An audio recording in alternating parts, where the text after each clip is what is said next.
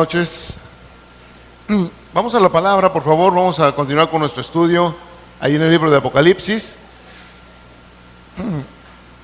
Mire, de verdad yo espero que esto que hemos estado aprendiendo en Apocalipsis, pues obviamente sea algo que edifique nuestras vidas, que nos rete, pero que también nos haga darnos cuenta de quizá alguna carencia que tengamos de acuerdo con la expectativa que el Señor tiene de su iglesia. Así es que pues vamos avanzando con esto. Vamos allá a Apocalipsis capítulo 2, por favor.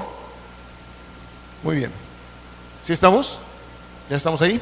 Muy bien. Dice entonces la escritura: escribe al ángel de la iglesia en Éfeso, el que tiene las 7 estrellas en su diestra, el que anda en medio de los 7 candeleros de oro, dice esto: yo conozco tus obras y tu arduo trabajo y paciencia, y que no puedes soportar a los malos. Y has probado a los que se dicen ser apóstoles y no lo son, y los has hallado mentirosos. Y has sufrido y has tenido paciencia, y has trabajado arduamente por amor de mi nombre, y no has desmayado. Pero tengo contra ti que has dejado tu primer amor. Recuerda por tanto de dónde has caído y arrepiéntete, y haz las primeras obras. Pues si no, vendré pronto a ti y quitaré tu candelero de su lugar, si no te hubieres arrepentido. Pero tienes esto, que aborreces las obras de los nicolaitas, las cuales yo también aborrezco. El que tiene oído, oiga lo que el Espíritu dice a las iglesias. Al que venciere, le daré a comer del árbol de la vida, el cual está en medio del paraíso de Dios. Muy bien, hemos estado viendo, ya los primeros 4 versículos de este pasaje. Y como decíamos, el Señor ha estado alabando, ha estado aplaudiendo de esta iglesia de Éfeso algunas características. Por lo pronto contamos 5 características buenas que esta iglesia tiene y por las cuales Jesús le felicita. Sin embargo, en el versículo 4 nos encontramos con que hay una reclamación, y esa reclamación, como decíamos, es una reclamación bastante seria, donde Jesús acusa a esta iglesia de que a pesar de todas las buenas características que tiene, sin embargo, ha dejado, como dice aquí, su primer amor. Ya hemos estado viendo en semanas pasadas a qué se refería o a qué se refiere este pasaje cuando habla de su primer amor, que ese amor que la iglesia ha dejado. Si ustedes se acuerdan, nada más hemos repasado acerca de ese amor en cuanto a la pasión, en cuanto al anhelar la presencia de Dios, de ese amor que también es importante que lo distribuyamos para con aquellos que están junto a nosotros como nuestro prójimo, pero también de ese amor que indudablemente empieza en nosotros cuando nosotros venimos al conocimiento de Cristo y venimos a recibir de Él eso que se llama salvación. Y justamente veamos cómo parte de ese amor expresado a Jesús es simple y sencillamente en cuidar lo que Él nos ha regalado. Cuidar esa salvación, lo veíamos la semana pasada, acerca de qué tanto valoramos nuestra salvación y qué tanto, como dice la Escritura, trabajamos en ella, en esta salvación, qué tanto verdaderamente nos estamos dirigiendo hacia el objetivo que Jesús nos quiere llevar por medio de esa salvación. Sin embargo, en el versículo 5, que es lo que me gustaría que centráramos nuestra atención el día de hoy, dice Jesús: recuerda por tanto de dónde has caído y arrepiéntete y haz las primeras obras, pues si no, vendré pronto a ti y quitaré tu candelero de tu lugar, si no te hubieres arrepentido. Es lo que el Señor está diciendo ahí. Así es que para entrar con esto, ¿qué les parece si nos ponemos en oración delante de Dios y le pedimos a Él que nos hable? ¿Les parece bien? Bendito Dios, una vez más te damos gracias, Señor, porque una vez más nos permites estar juntos delante de ti, con la expectativa en nuestro corazón, en nuestra mente, Señor, en nuestra vida, de recibir de tu palabra por medio de tu Espíritu Santo, Señor. Te pedimos, oh Dios, que sea de esta manera y que tu Espíritu, Señor, haga en nosotros la obra maravillosa que solamente Él sabe hacer, Padre. Permite, oh Señor, que el corazón de cada uno de nosotros pueda estar preparado, Señor. Por eso te pedimos de tu gracia, de tu presencia en nuestro corazón, Señor. Ayúdanos, bendícenos, Señor, con la participación tuya en esta hora. Gracias, nos ponemos en tus manos en el nombre precioso de Jesús, Señor. Amén, Padre. Cuando Jesús está diciendo aquí, recuerda por tanto de dónde has caído, aquí hay una palabra muy importante y es justamente esta palabra, el haber caído, esta expresión, ¿no?, que Jesús utiliza, el haber caído.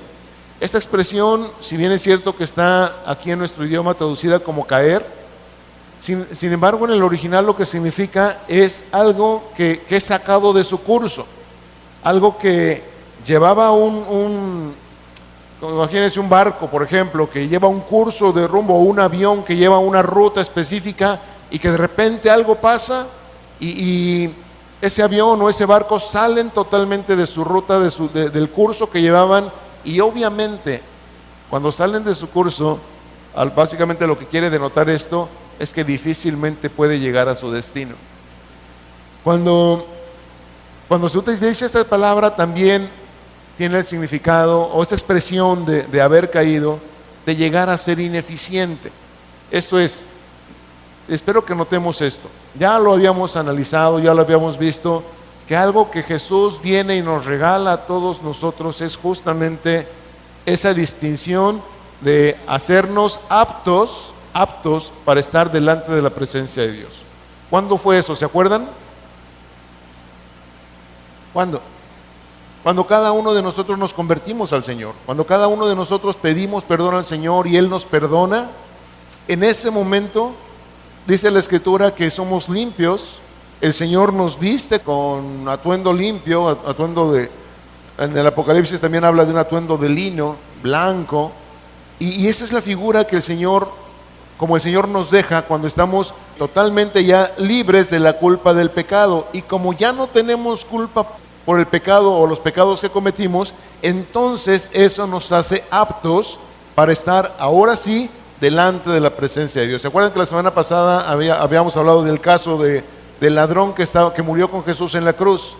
Aquel ladrón que Jesús le dijo, hoy estarás conmigo en el paraíso. Justamente él ya estaba ahí a punto de morir. Jesús perdona sus pecados y en cuanto este ladrón se muere, pues efectivamente está apto para estar listo, para estar en la presencia del Señor. Sin embargo, que nosotros que hemos sido convertidos al Señor, que hemos sido perdonados de nuestros pecados y que seguimos viviendo en este cuerpo, en este envase de carne, bueno, corremos el riesgo siempre, de que algo, cualquier cosa o muchas cosas nos desvíen de nuestro curso o que nos hagan ineficientes para llegar al destino por el cual Jesús nos dejó en ese estado de limpieza y de aptitud para estar en la presencia de Dios. Cuando nosotros entendemos, por ejemplo, cosas como, por ejemplo, ¿se acuerdan de Juan Bunyan? ¿Alguien conoce a Juan Bunyan? ¿Sí? El escritor del Progreso del Peregrino. ¿Cuántos conocen ese libro? ¿Sí? Si no lo conocen, se los recomiendo. Porque justamente ese libro nos narra de manera muy especial, a mí me encanta, es un novelón ese libro, nos narra de manera muy clara cuáles son las etapas que todo cristiano va pasando desde que conoce al Señor hasta que llega a la ciudad celestial. Y ahí podemos ver cómo de repente hay desesperación, cómo de repente hay duda, cómo de repente viene el malo y nos ataca. Y en fin, todo lo que es la vida real del cristiano, ahí está perfectamente descrita. Y es justamente, el título de ese libro es muy, muy significativo, porque en realidad todos los que estamos aquí somos nada más peregrinos en esta tierra. Cualquier cosa que tú y yo planeemos debe estar siempre enfocada hacia nuestro destino final, que es la presencia con el Padre. ¿Estamos ahí? Sin embargo, insisto, vamos de paso. Algo que no se nos debe olvidar nunca es entonces, si realmente estamos yendo de paso, si realmente estamos bien claros de que nuestro destino no es esta tierra, sino que es la presencia del Señor, ¿qué entonces es lo que nos hace que nos desviemos del curso? ¿Qué entonces es lo que nos hace que caigamos? ¿Qué es lo que nos hace llegar a ser ineficientes con respecto a la meta que Jesús trazó para nosotros por medio de su muerte en la cruz? Te leo esa porción del versículo 5, por lo menos la primera porción donde en nuestras Biblias dice, recuerda por tanto de dónde has caído, Dice en esta versión, Palabra de Dios para Todos: así que recuerda dónde estabas antes de caer. ¿Qué significa esto?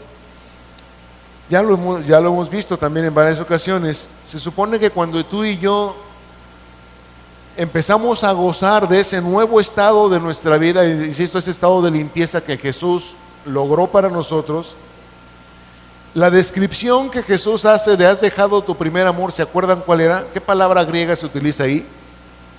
Ágape. ¿Y se acuerdan en este contexto que dijimos que significaba? Un festín de amor, o sea, un banquete de amor. Y en un banquete de amor, ustedes digan, ¿no hay tristeza? No, hay preocupación. En un banquete de amor hay, cuando el enamorado está con la enamorada, cualquiera de los dos anda, si es verdadero amor, anda ahí viendo a ver qué hay alrededor y con quién puede coquetear. No, sino que los dos se concentran el uno en el otro, donde pueden estarse expresando su amor, y eso es lo que Jesús está reclamando a su iglesia, que ha dejado esa situación de relación con Él, de intimidad con Él. Déjame hacerte una pregunta, o varias. ¿Cuántos se acuerdan cómo era su expresión delante de Dios cuando recién le conocieron? Déjame hacerte una pregunta más específica. ¿Cuánto amabas a Dios en ese momento? ¿Cómo era el amor que expresábamos a Dios? Oh, tremendo, ¿no? Fogoso. Y nuestra adoración y nuestra alabanza, ¿cómo era con Él? Ustedes síganme. No, oigo. Sí, con ganas, ¿no? Con pasión, con entrega al Señor. La pregunta es, ¿podemos conservar todavía aquella pasión, aquel enamoramiento que teníamos con el Señor? ¿Lo estamos conservando todavía? ¿Tenemos todavía ese anhelo de verdaderamente buscar y estar en la presencia de Dios? Yo no sé ustedes, pero yo me acuerdo cuando recién pude entender, después de que me hablaron varios años del Señor, y que yo siempre rechazaba, cuando por fin me dieron un mensaje claro y pude, no más que entender, yo creo que el Señor hizo algo ahí en el corazón, donde ya de plano, además estábamos pasando por una situación muy especial. Bueno, entonces ese mensaje llegó, pero como dicen por ahí, como cuchillo en mantequilla, y entró al corazón. Y yo me acuerdo que a partir de ahí, la persona que a mí me habló y que iba por mí, y me llevaba así a diferentes lugares donde él trabajaba como misionero, compartiendo la palabra de Dios, y ver lo que Dios hacía con jóvenes drogadictos, con jóvenes que la verdad es que no se daba, como dicen por ahí, un quinto por ellos, y ver el poder y la gracia de Dios. Eso, la verdad, a mí en lo personal me hizo entender que verdaderamente ese Dios que yo había negado durante tanto tiempo estaba vivo, y no nada más estaba vivo, que era poderoso. Y quizá más que eso, lo que más me impactaba es que ese Dios tan grande, vivo y poderoso se había interesado en mí, ¿sí? Y había empezado a sentir ese amor, y entonces, vamos, era un anhelo por buscarlo, por verdaderamente estar con Él, por sentir su presencia, por sentirnos ahí bajo su dirección. Y bueno, fueron tiempos muy, muy especiales, y de ahí el Señor hizo muchas cosas que hasta la fecha todavía tenemos fruto personal, pues, de aquello, ¿no?, que el Señor nos enseñó en aquel tiempo. La pregunta es, hoy, no sé cuántos años tenga cada quien de haber conocido al Señor, no sé, pero después del tiempo X que cada quien haya tenido en el Señor, ¿podemos seguir conservando nuestro amor al Señor? O a lo mejor ya se nos olvidó. Porque justamente es lo que lo que nos está diciendo. Mira de dónde has caído, o sea, ¿en qué estado estabas cuando yo hice una obra por ti? ¿En qué estado estabas? De amor, de intimidad, de pasión por mí, de anhelo por conocer la palabra, por alabar el nombre del Señor, por predicar su palabra. El Señor nos saca, lo hemos dicho muchas veces, del lodo y nos pone en su reino. O sea, nos saca de abajo y nos pone arriba, nos saca de las tinieblas y nos pone a la luz, como quieran. Y la Biblia nos da muchos ejemplos. Y de aquí estamos, aquí nos dejó el Señor. La cosa es que con el paso del tiempo ¿Permanecemos ahí? Porque el Señor nos hace esa observación, mira de dónde has caído. Y cuando nos hace esa observación es porque ya no estamos quizá como individuos o como iglesia en la posición que Él nos dejó, sino que algo ha pasado en nuestra vida y como que hemos empezado quizá a diluirnos otra vez, a salirnos de las alturas, déjenme usar esa expresión, de esas alturas espirituales a las cuales el Señor nos llevó, y hemos permitido que en nuestra vida vengan diferentes tipos de contaminantes, pecado de diferentes maneras, apatía, religión, tantas cosas, que esas cosas han hecho que poco a poco vayamos descendiendo, vayamos cayendo, nos estemos saliendo del rumbo, estemos empezando a ser ineficientes, inoperantes para el propósito por el cual el Señor nos puso acá.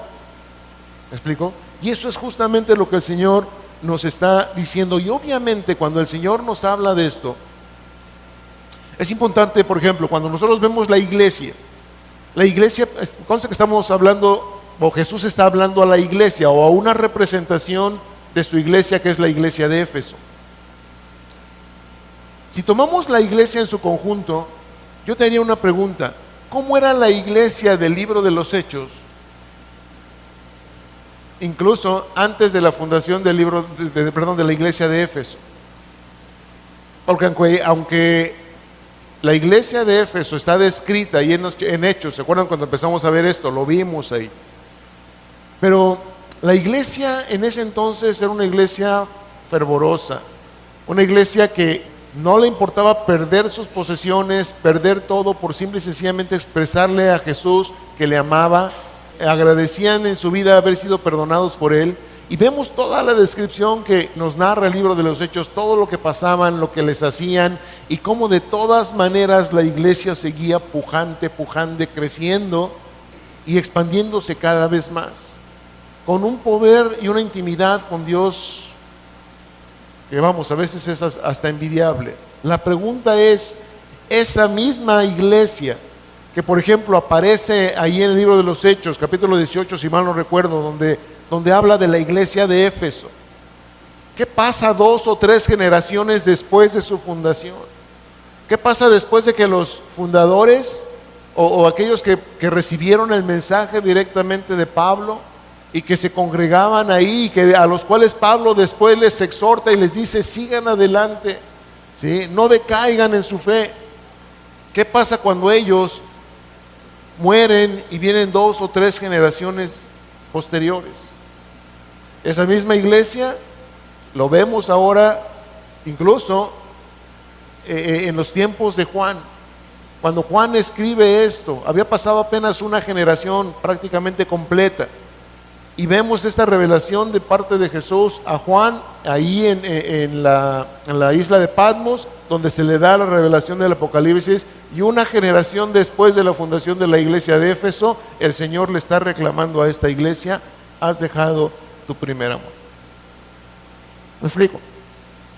Ahora, eso es el conjunto de lo que es la historia de la iglesia. Aquí la pregunta, mis amados, lo hemos dicho también en estos estudios, cuando hablamos de la iglesia es importante que también nos señalemos a nosotros. ¿Por qué? Porque tú y yo, sí, que no se nos olvide, formamos la iglesia. Aquí la pregunta es: ¿cómo estamos cada uno de nosotros con respecto a lo que Jesús está diciendo aquí? Mira de dónde has caído, mira de dónde estabas y en dónde estás ahora. Y esas respuestas, mis amados, desgraciadamente no se pueden dar desde el frente. Esas respuestas son bien individuales. Esas respuestas son algo que tú y yo, cada uno de nosotros, debemos darle en la intimidad al Señor. La cosa aquí es, déjame nada más hacerte otra vez algunas preguntas, nada más para que reflexionemos todos con respecto a esta pregunta o esta observación que Jesús nos hace de mirar de dónde hemos caído. ¿Te estás ocupando de tu salvación, como apenas lo vimos la semana pasada, con temor y temblor? O a lo mejor ya se te olvidó que la salvación costó la sangre de Jesús, y de repente hacemos cosas en nuestra vida que que incluso nuestra salvación podría estar así como en riesgo por lo que hacemos. Incluso nuestra salvación podríamos tenerla en el corazón como poco estimada, dado que permitimos muchas cosas que dañan la salvación que Jesús compró para nosotros. ¿Qué pasa cuando, por ejemplo, Jesús nos pregunta del amor, de ese primer amor que Él ahora nos está reclamando? ¿Abunda nuestro amor en Él? ¿Abunda o tenemos ese amor en Él donde todavía anhelamos conocerle? O sea, abundar en conocimiento y en buen juicio delante de Él, como parte de la Escritura nos dice. ¿Sí? ¿Se acuerdan que también la semana pasada hablábamos de eso? Donde en una parte de la Escritura se ora por la iglesia para que la iglesia abunde más y más en conocimiento, en justicia delante de Dios. ¿Se acuerdan? Justamente a esta iglesia. La pregunta aquí es, mis amados, cuando cada uno de nosotros venimos al Señor, ¿lo hacemos con ese mismo anhelo de antes? Mira, acompáñame un poquito a 2 de Pedro, capítulo 3, perdón. Y vamos a entender un poquito que fíjense, lo que Jesús nos está diciendo cuando nos dice, mira de dónde has caído, repito, en su original es ser sacados de rumbo, de curso, o estar siendo inapropiados, inadecuados. Y fíjate cómo Jesús no es el único que utiliza expresiones al respecto.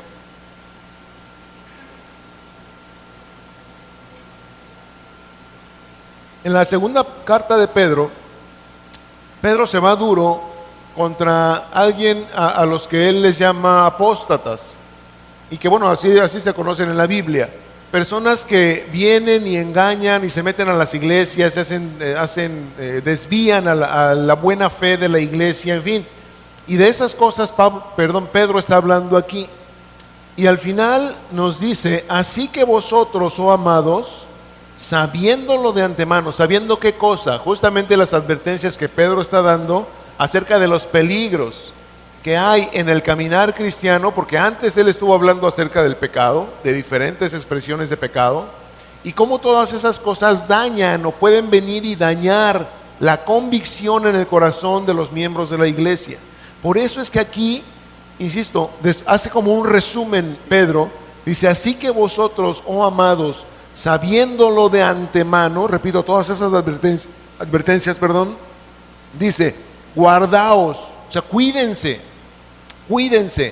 no sea que arrastrados por el error de los inicuos, esta expresión arrastrados por el error de los inicuos, si tú lo observas, es prácticamente un paralelo a ser sacados de rumbo, ser sacados de curso.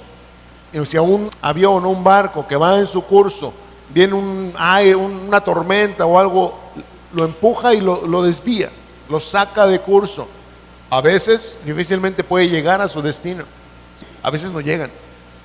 Y es lo que nos está diciendo aquí, no sea que arrastrados por el error, que puede ser esa tormenta que venga contra nosotros, el error de los inicuos. ¿Qué es ese error de los inicuos? Obviamente, y de manera concreta, Pedro se está refiriendo aquí a las falsas doctrinas, a aquellos que vienen y enseñan cosas diferentes a lo que la Escritura dice.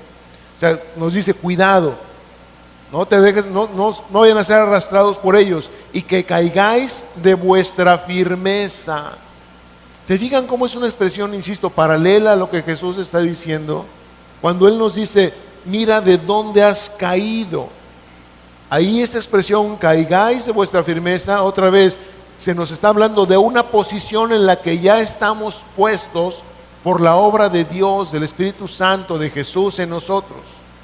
Pero repito, siempre estamos expuestos a que diferentes cosas vengan y nos arrastren, vengan y nos saquen de cursos, vengan y nos hagan inapropiados.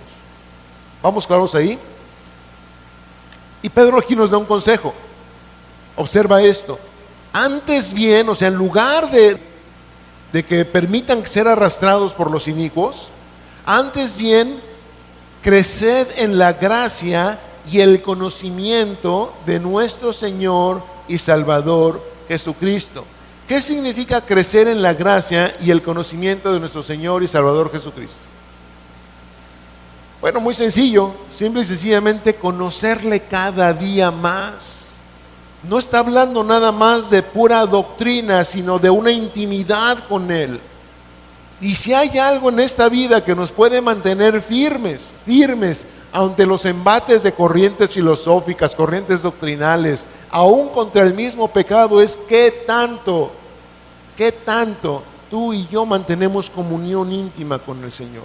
Qué tanto todavía hoy, después de no sé cuánto tiempo, puedes dedicar un tiempo en tu vida a hincarte delante del Señor y decirle: Padre, te amo. Gracias por salvarme.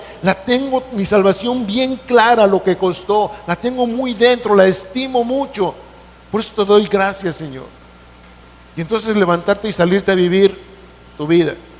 Pero si eso lo hacemos y tenemos esa conciencia clara, esa simple conciencia nos va a evitar que nos metamos en muchos líos y que caigamos, a veces por descuido, a veces por ignorancia o a veces voluntariamente, de la posición de salvos, la posición de santos, la posición a la cual el Señor nos ha permitido estar.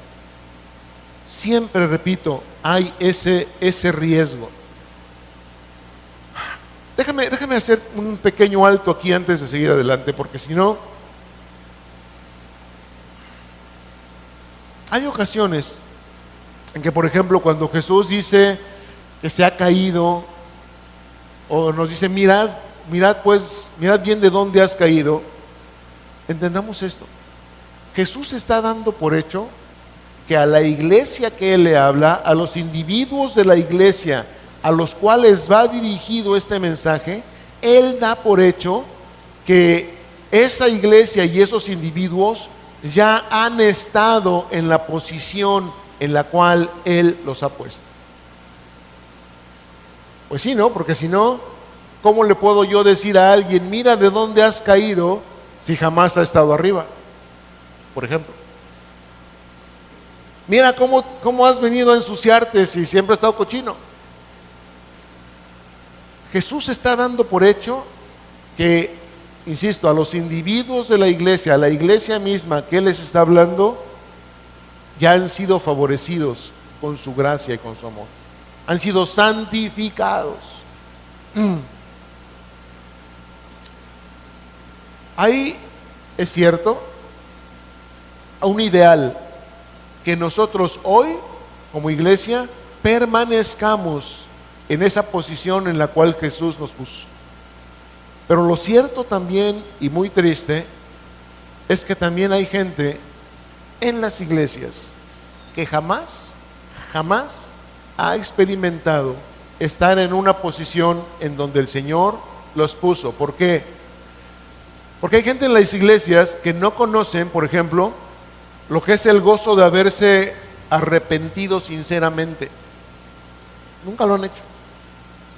Y por lo tanto no pueden experimentar ese gozo que se siente de: ay, gracias porque ya quité todo este peso, esta deuda. No pueden experimentar la paz que significa el haber sido perdonados. Pues claro, si no se han arrepentido nunca, por lo tanto ese perdón para muchos es algo que ignoran. No saben lo que se siente. Es que ¿cómo lo describes? ¿Cómo puedes describir cuando tú sabes que el Señor te perdonó? Es un gozo muy especial que te deja así como caminando 5 centímetros sobre el suelo, porque te sientes ligerito, te sientes diferente. Yo me acuerdo en aquel entonces, mis papás fueron los primeros que lo notaron. Algo que me decían, me dice: es que parece increíble que tú platicaste o que te dijeron a la fecha, habían pasado como 3 o 4 semanas, tu rostro ha cambiado. Hasta tu rostro ha cambiado. Yo no sé qué verían, pero la cosa es que es algo muy especial. Pero hay gente que no lo conoce eso. No tienen, por ejemplo, hay gente que no tiene nada de qué agradecerle a Dios. Eso es bien difícil. Eso es bien triste. Y de repente oyen, por ejemplo, testimonios y hasta dicen: no, pues eso es normal. Pues, ¿por qué tanto vericueto que hay, gracias Señor? para muchos no tienen ese gozo de agradecerle a Dios algo, ni siquiera su vida, mucho menos su salvación. Hay mucha gente en las iglesias que cantan, y cantan mucho, y a veces hasta cantan bien ahí en las congregaciones. Sin embargo, no saben alabar al Señor. Ayer, por ejemplo, que estuvimos en Saltillo, pues igual estamos empezando y pues no hay músicos, y entonces con pistas y todo, y entonces dirigió un joven, apenas yo lo conocí hace 15 días, algo que él dijo y que lo demostró, dijo al principio: yo no sé cantar, pero sí sé alabar al Señor.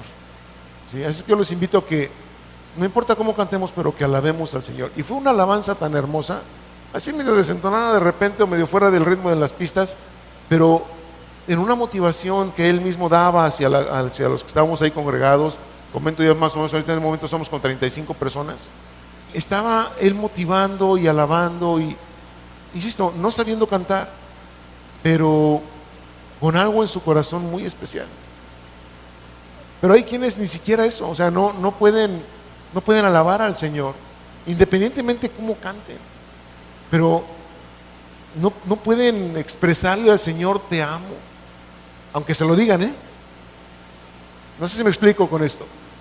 Podemos decir muchas cosas, pero, o por ejemplo, cuando problemas de parejas, ¿no? Es que no me dices que me amo. Bueno, te amo ya, para que no estés molestando. ¿Se lo dijo o no le dijo? Sí le dijo él a ella, ¿no? Te amo para que no estés molestando, pero ¿en realidad será cierto? Hay cosas que se pueden decir, pero que realmente a veces no salen de acá. Hay gente que por ejemplo, no saben, no tienen la menor idea, simple y sencillamente, de lo que es amar a Dios. Y que estoy hablando de gente en la iglesia del Señor. Tan es así que jamás les ha pasado por su mente poner su vida a ese servicio de un Dios que ni siquiera pueden amar. Pues ¿cómo? ¿Cómo pueden servirle a un Dios que no aman? Y eso creo que es trágico. ¿Por qué? Porque una vida así, donde hay ese vacío, y sobre todo cuando la gente está yendo a las iglesias y que oyen a otros que, tuve con el Señor una experiencia maravillosa, o el Señor me concedió esto, hoy pasé tiempo con el Señor, gracias Padre, te alabo, y que esas personas están ahí y ven, a veces anhelan, su vida se convierte en una vida sin propósito, una vida sin sentido, una vida carente de significado. Sobre todo porque están metidos ahí y no pueden ellos mismos alcanzar lo que para otros es tan fácil alcanzar. Como simple y sencillamente cerrar tus ojos, expresar algunas palabras y ya estás en la presencia de Dios. Pero hay gente que no puede hacerlo. Déjenme usar esta ilustración a ver si me la valen.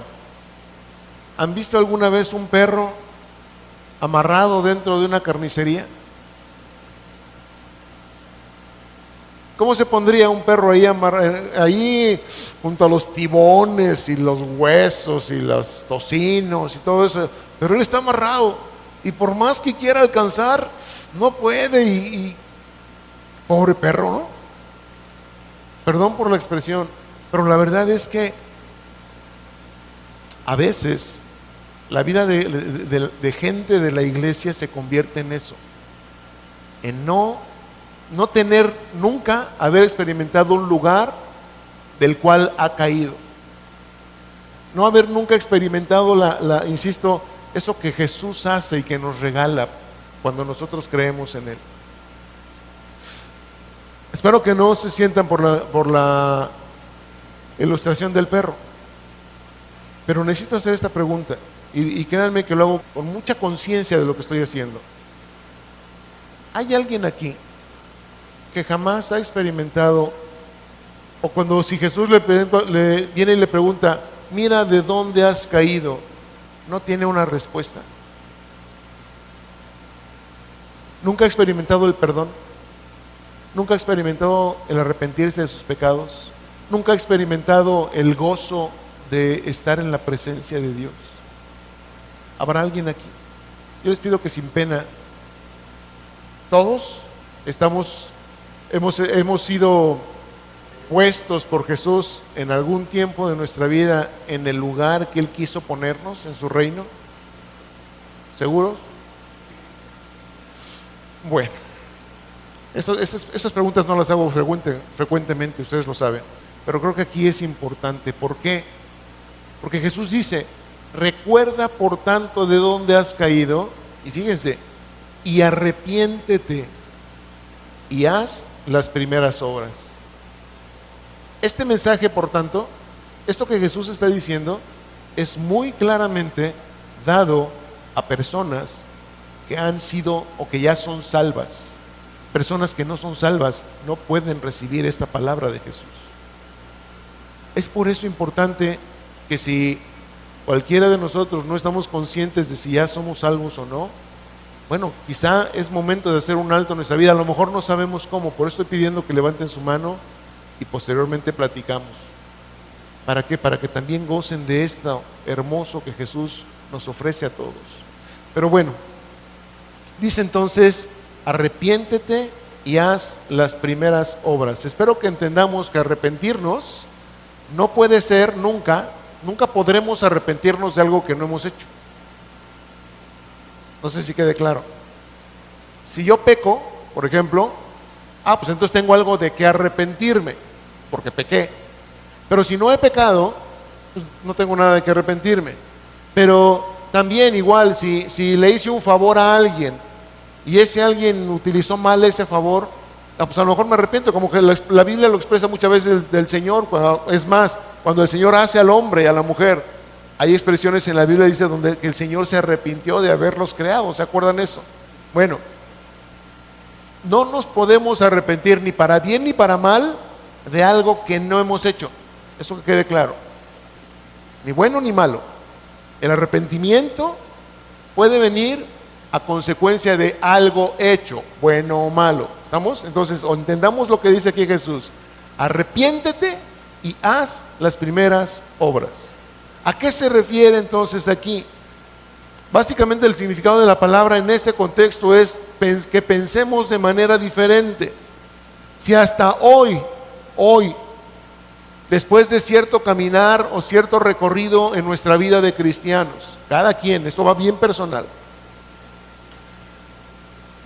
podemos analizar nuestra fe y darnos cuenta si nuestra fe está fundada verdaderamente en la palabra de Dios.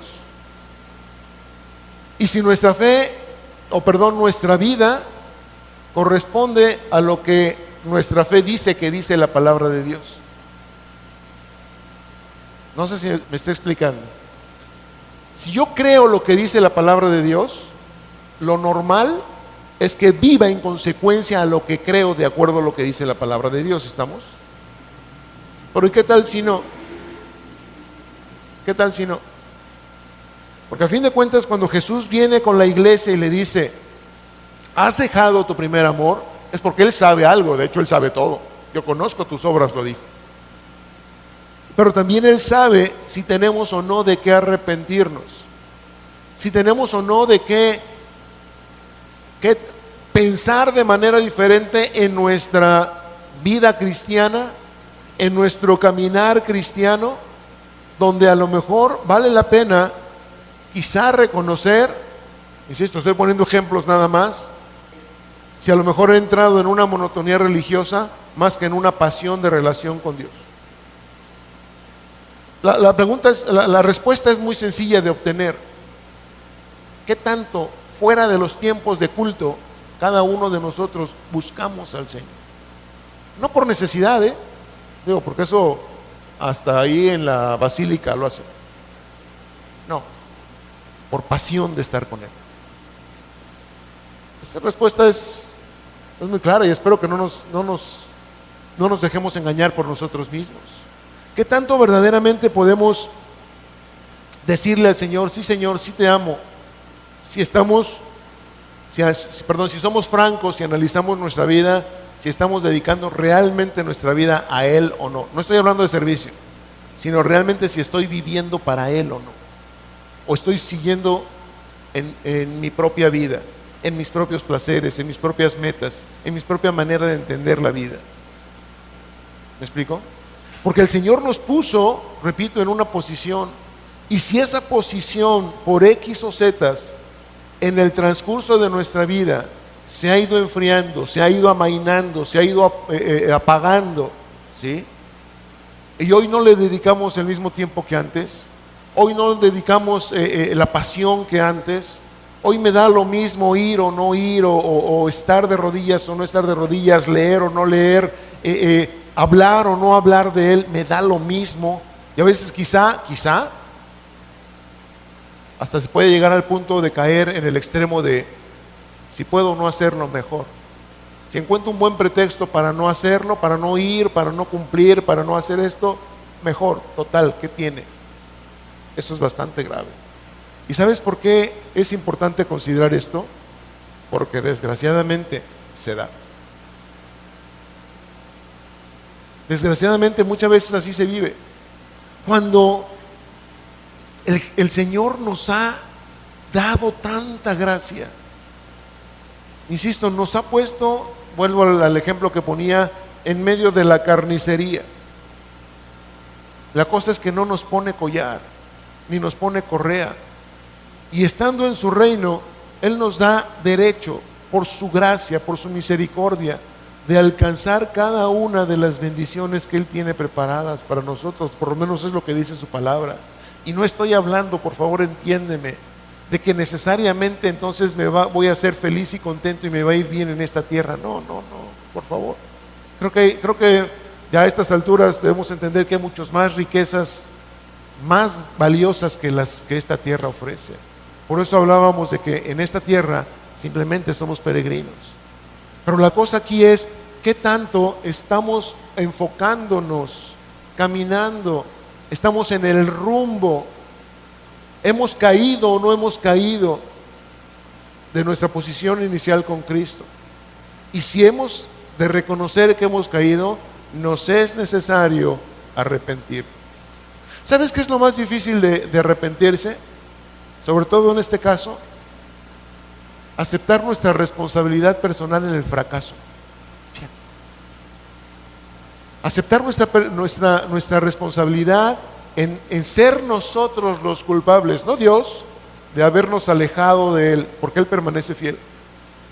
Pero somos nosotros con nuestras actitudes, con nuestros hechos, con nuestras flaquezas, los que poco a poco nos vamos alejando y vamos cayendo de la gracia, vamos cayendo de la posición de intimidad con Él y nos vamos alejando cada vez más.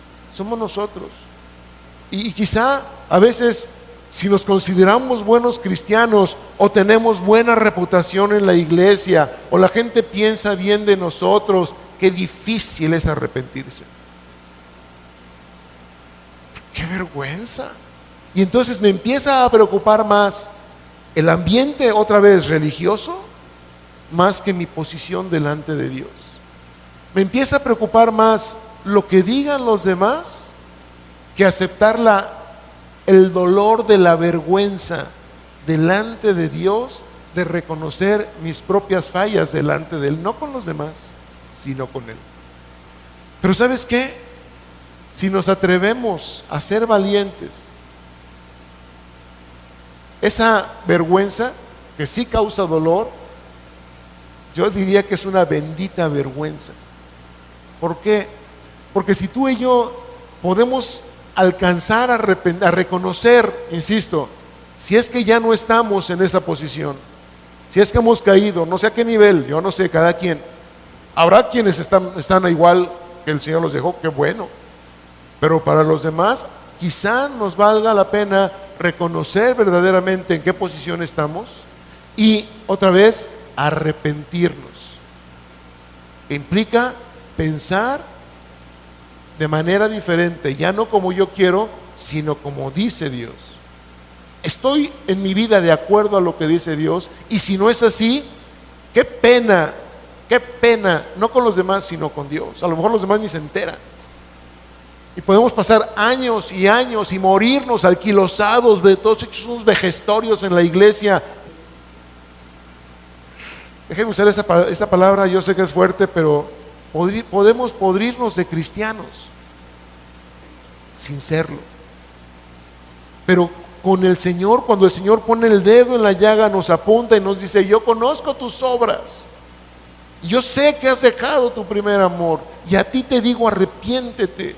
Ahí es donde cada uno deberíamos estremecernos y decir: Señor, pues si tú me lo estás diciendo, es que algo debe ser. Y si está en la Biblia, créeme que algo hay que hacer.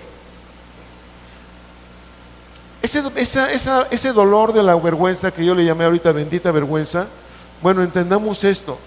Lo primero, ¿por qué digo bendita vergüenza? Porque esa vergüenza tiene dos objetivos. El que Dios provoque en nosotros la vergüenza de arrepentimiento tiene dos objetivos. Lo primero es movernos, jalarnos, como quieras usar la expresión, hacia la gracia de Dios. Hacia esa gracia que nunca se ha acabado, sino que dice la Biblia que se renueva constantemente, y que no importa si hemos fallado, de todas maneras la gracia está abierta para volvernos a recibir. Y esa gracia es tan fácilmente accesible que, bueno, alguien que en los tiempos de Jesús mismo puso el ejemplo, alguien de los rechazados sociales se atrevió a decir y a poner el ejemplo a un religioso: Señor, sé propicio a mí que soy pecador. Así de fácil, así de accesible está la gracia. La cosa es, ¿la tomamos? ¿Podemos venir así de rodillas ante la gracia de Dios y decirle: Señor, sé propicio porque soy pecador? Porque la gracia está abierta, y eso es lo maravilloso de Dios. Ahí está siempre. Yo no sé cuánto tiempo más, pero mientras esté abierta, lo dice Hebreos, vayamos a ella, ¿sí? Vengamos a ese reposo de Dios. Y la otra cosa maravillosa que provoca esta bendita vergüenza, que espero podamos sentir, es que nos da la fuerza suficiente en nosotros para conducir nuestros pies a la acción, al llevar a cabo cosas. ¿Qué cosas? A que nosotros mismos produzcamos los frutos dignos de arrepentimiento, y que por lo que nos toca hacer a nosotros, por lo que dejamos de hacer, evitando las cosas que nos condujeron a caer de la posición en las que estábamos, pero son cosas que nos corresponde a nosotros hacer, y cuando las hacemos, ya sea que dejemos de hacer lo malo o que empecemos a hacer lo bueno, pero que demanda acción de nuestra parte, que lo hagamos, insisto, con el único propósito y la única guianza del Espíritu Santo, para estar en el propósito de otra vez estar en la posición que el Señor nos puso, que el Señor nos compró. Pero cuando no sentimos la vergüenza del arrepentimiento, cuando no sentimos la vergüenza de haber fallado, ni vamos a ir a la gracia, ni vamos a poner manos a la obra en nosotros mismos. Termino con esto. Dice, ya me perdí. Así, aquí dice, estoy en la versión Palabra de Dios para Todos, en el mismo versículo. Así que recuerda dónde estabas antes de caer. Te leo esta porción, dice: cambia y haz lo que hacías al principio. Aquí no dice arrepiéntete, dice cambia, pero a fin de cuentas decíamos, esa palabra arrepiéntete implica una nueva manera de pensar diferente.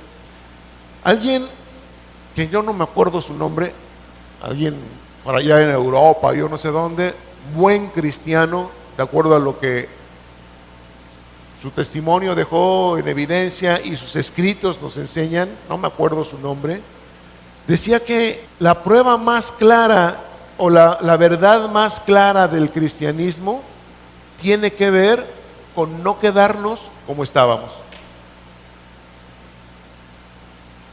No sé si queda claro. Pero un cristiano que se dice cristiano y pasan 20 años y sigue igual que hace 20 años en su fe, en su vida, en su moralidad, en su manera de entender la vida, difícilmente podría llamarse cristiano. Un cristiano que no va en ese ascenso, en ese camino a la perfección, en ese camino de santidad todos los días, aunque sea 2 centímetros, pero ir subiendo, sino que se queda ahí como en una bahía, en un estado de reposo, algo está pasando en su corazón.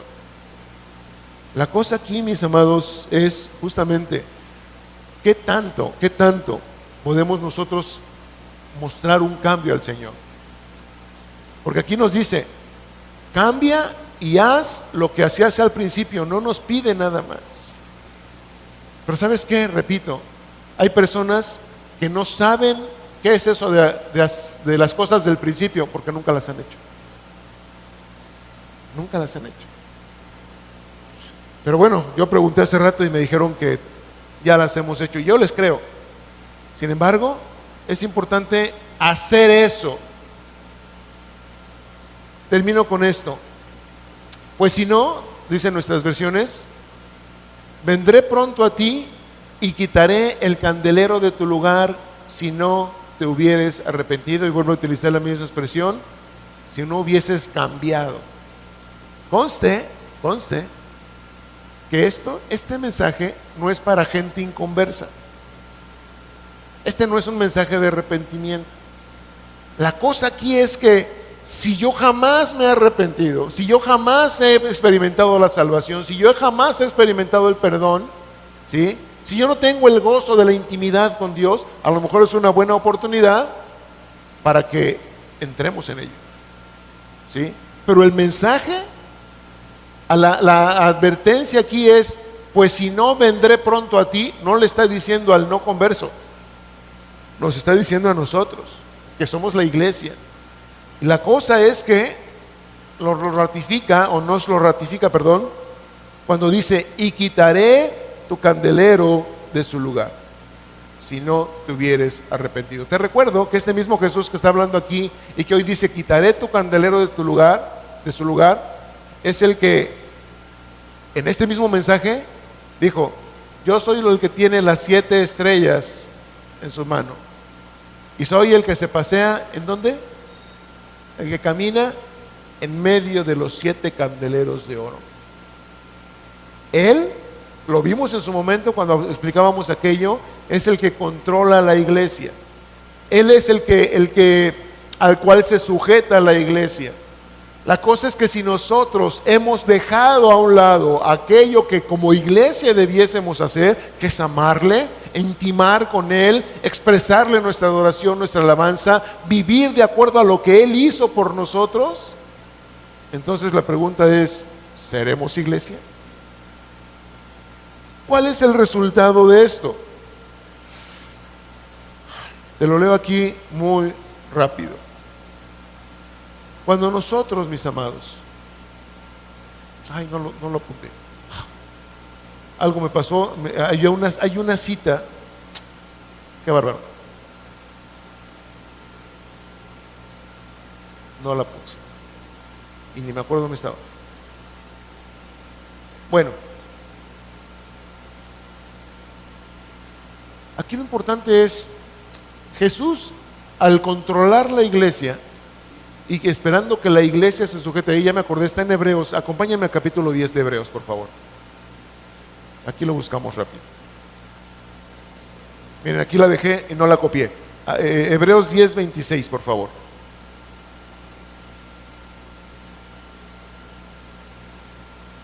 Espero que entendamos esto de una vez por todas. Y terminamos con eso y nos vamos.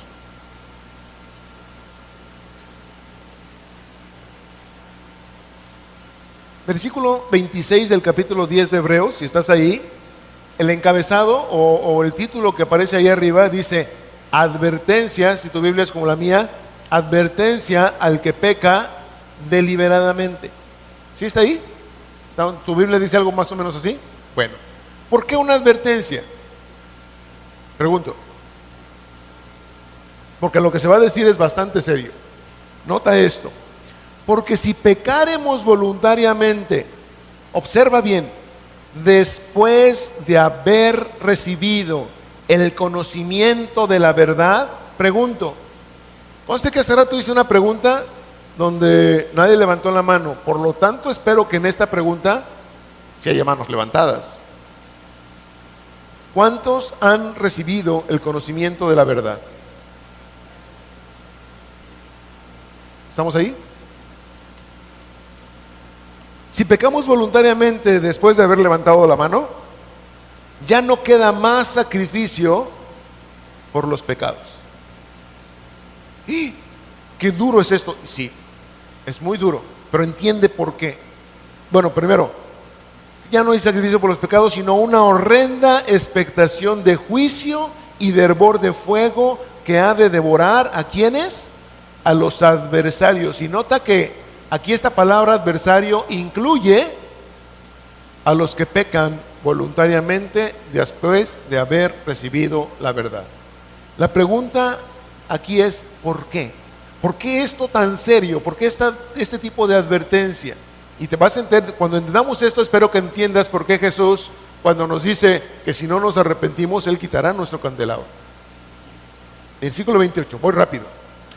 El que viola la ley de Moisés, por el testimonio de 2 o 3 testigos, muere irremisiblemente. O sea, cuando alguien en la ley comete un pecado, si hubo 2 o 3 testigos que verifican que aquel faltó a la ley, aquel que faltó a la ley sube un cuello.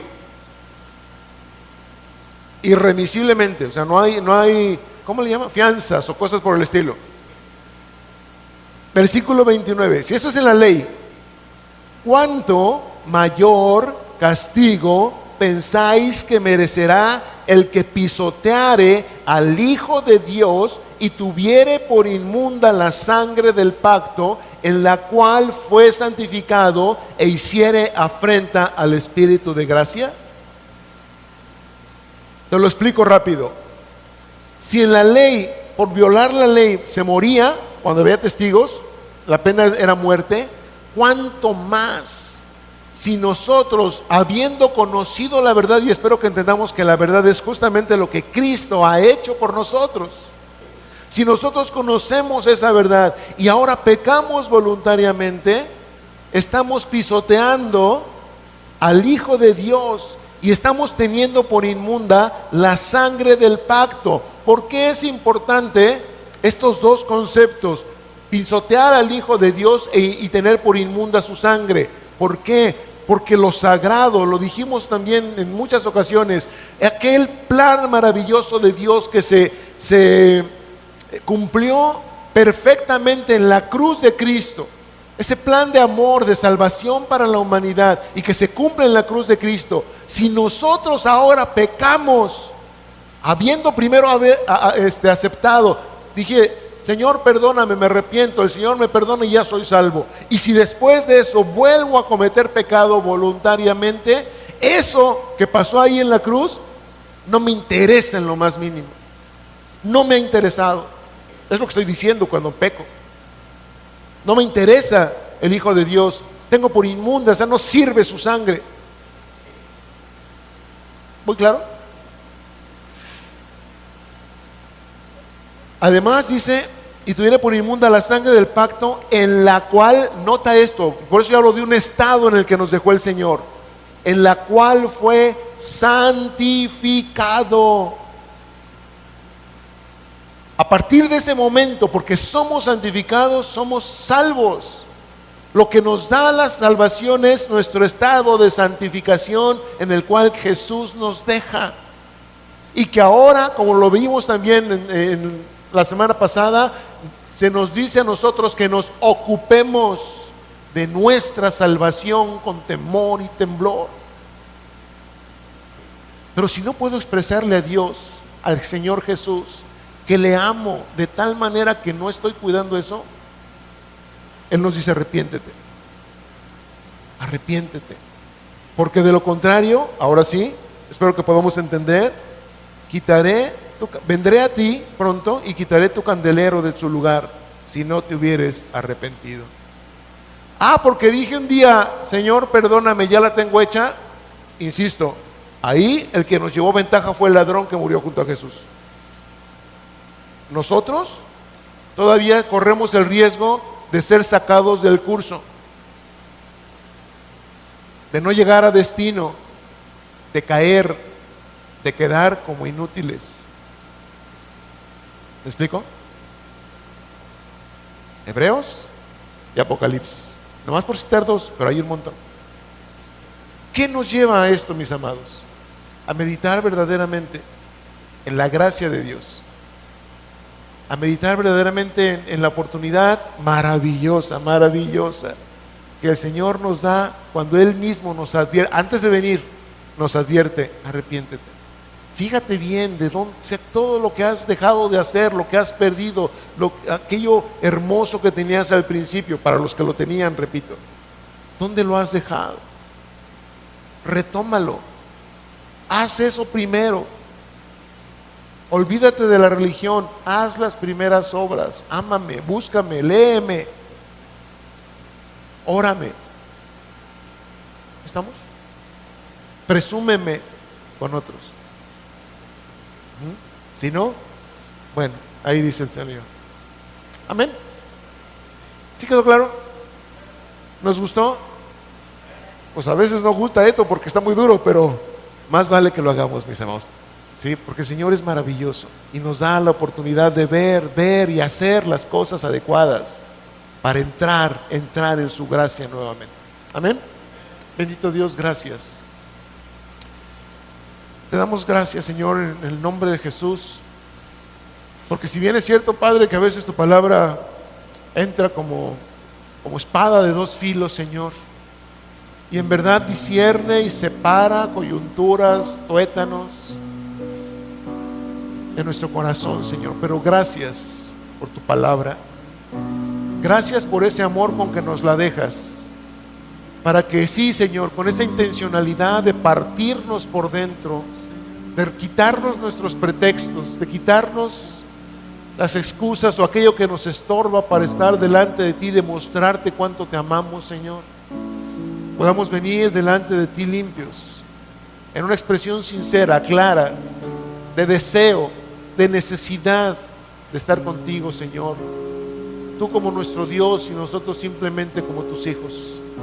Gracias por esa oportunidad maravillosa que nos das, Señor. Te pido que tu Espíritu Santo nuevamente, Señor, nos lleve a entender, a revelar a nuestro corazón, Señor, esto que acabamos de ver. En Cristo Jesús te lo pedimos, Señor.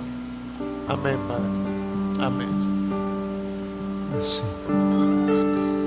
Ojalá tú y yo podamos verdaderamente, como este canto nos dice, he probado. No voy a ir a menos, al contrario, quiero más.